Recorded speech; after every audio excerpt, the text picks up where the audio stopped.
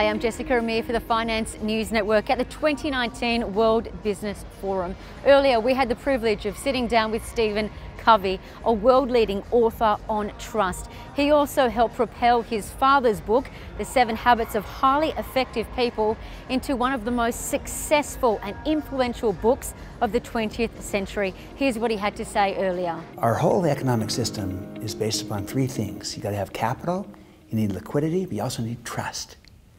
And you can put more money in the system to try to get money flowing, but if people don't trust people, if banks don't trust people and vice versa, and there's no trust, nothing flows, nothing works. Trust is not just this soft, warm and fuzzy social virtue. My big message is trust is financial.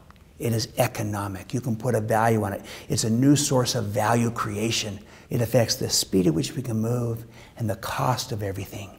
And there's overwhelming data on this, that without trust you don't innovate. But with trust, your ability to innovate goes up by about 11 times. And so this is so vital to respond, to adapt to this changing world. And there's an old expression by Arnold Toynbee, the historian, where he says, all of history could be described in 4 words. Nothing fails like success. Nothing fails like success. It sounds like a oxymoron, but the idea is this, is that there's a challenge that comes to people, and we develop a good response to that challenge. And then challenge comes, our response is good. Challenge comes, our response is good. But then the nature of the challenge changes. Disruption, change, digitization, all these, collaboration, this new world. Our once successful response no longer works for the new challenge. We need a new response to a new challenge, not the old one. And that requires us to change and to innovate and to collaborate to do that. And we need trust to be able to achieve that kind of creative collaboration and innovation. And so I would just say that this is the things we're talking about: leadership, trust, builds the culture that sustains innovation, collaboration, and the kind of leadership that's needed in the world today.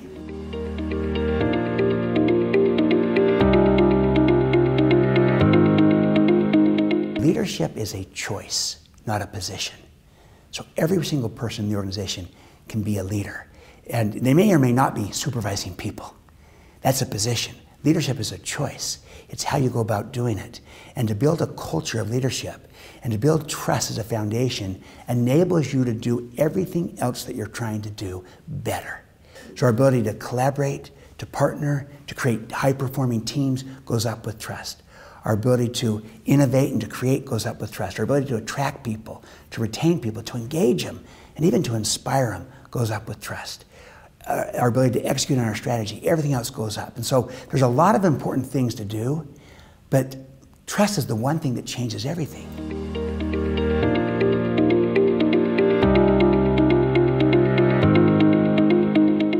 I'll use as one example of this what Netflix has done. Reed Hastings and others, Mark Randolph and others at Netflix, and how they built a company, and they really were innovators, and they innovated. They even disrupted themselves, because they went with mail order, mail DVDs by mail, and that was seen. You can't do that. You can't ship these out in the mail. People will steal them, but they didn't, and they returned them, and then they built a business there. But then they disrupted themselves and went with streaming. And they weren't afraid to do it. But their whole approach is called freedom and autonomy. They don't even have policies, sick days, vacation days at Netflix. No, they don't have that. They trust you. Take what you need. But you have clear responsibilities of what you need to accomplish, how you do it. But they have this freedom and autonomy. My words is trust. And they built an extraordinary business and company. And they have to change and evolve and innovate because everything's changing around them. But they have the culture to do just that. So nothing, again, is as creative as a culture of trust. It helps us navigate our new world today.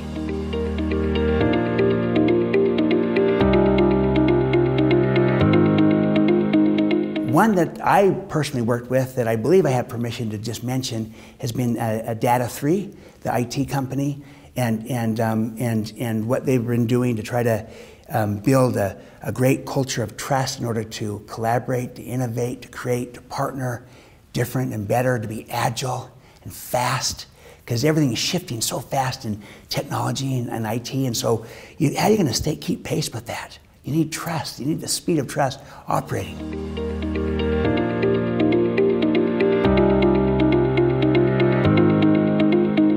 Trust is learnable. It's a skill, a competency that leaders and people and teams and cultures can learn and build that kind of environment, that kind of culture, and they have a huge advantage. It's a competitive advantage in their marketplace.